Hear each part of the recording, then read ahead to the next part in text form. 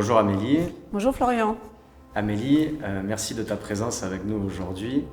Est-ce que tu peux nous dire qui tu es et ce que tu fais, s'il te plaît? J'ai eu un parcours assez différent. Je me suis beaucoup occupée de gestion, de création d'entreprises en famille, avec un gros développement dans le monde du business.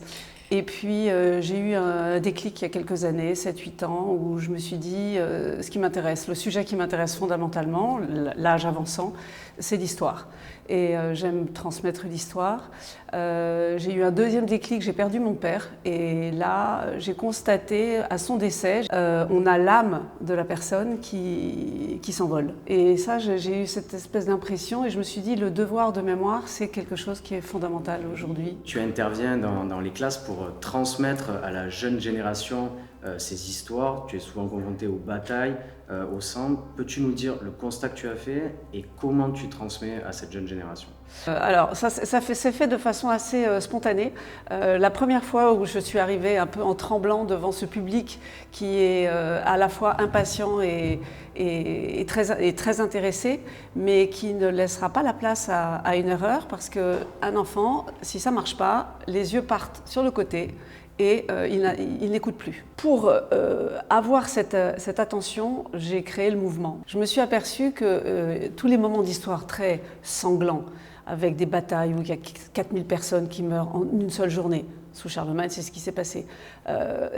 C'est très difficile en fait à transmettre. Mais je me suis aperçue que lorsque les enfants sont dans le mouvement, qui participent en fait à ces batailles, la mort est complètement édulcorée. Ce qui compte, c'est ce mouvement qui fait qu'ils se lèvent, ils jouent, ils incarnent des personnages, ils sont dans un dialogue, et c'est ça vraiment qui fonctionne. Donc c'est cette espèce de prise de conscience et d'intériorisation des personnes qui fait que l'histoire, ils se l'approprient. Et c'est ce qui compte dans la transmission.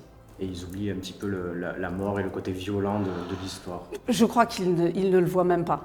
Et ils ne le voient même pas, alors que c'est sûr qu'on a des charniers, on a des moments. Le cours le plus compliqué pour moi à faire, à concevoir, c'était les croisades. Quand on raconte une bataille et qu'on embarque les enfants parce qu'ils arrivent d'un point, alors je pars toujours de cartes, hein, donc ils arrivent d'un point et puis il y a deux camps qui se rencontrent et puis il y a une invasion. Et puis aussi, il faut savoir aussi ménager du temps où ils se posent pour pouvoir comprendre ce qu'ils ont joué, l'action qu'ils ont jouée.